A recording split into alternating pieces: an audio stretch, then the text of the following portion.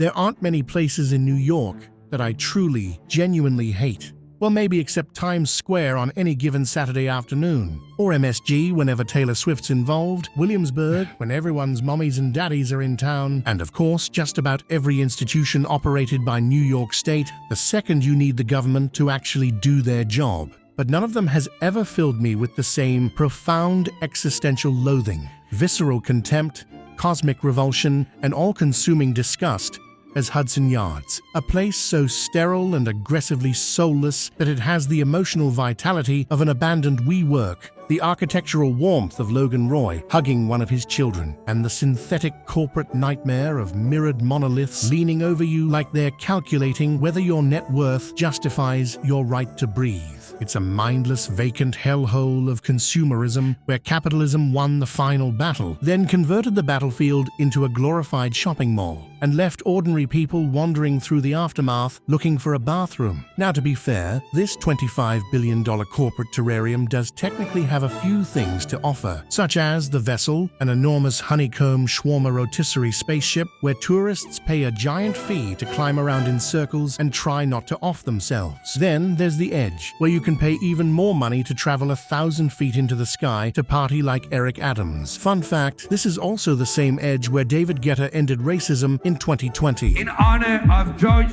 Floyd, shout out to his family.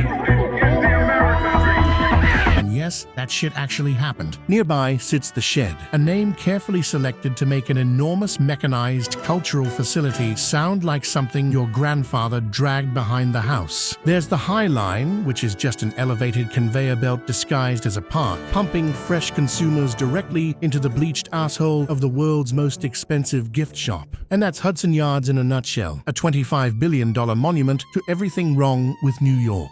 Hudson Yards isn't a neighborhood, it's an airport lounge that seized municipal power, a corpse that still has its organs, a billionaire's Pinterest board given eminent domain. But there's one saving grace to this giant corporate colostomy bag. It's not the views, it's not the landscaping, it's not the eerie absence of anything suggesting human life. It's the workers. The people doing the thankless work of holding this entire thing together. And I know for a fact who actually keeps this place alive, because I used to work here. And now to end on a heartwarming note that restores our faith in humanity and hope for the future, here's David Guetta.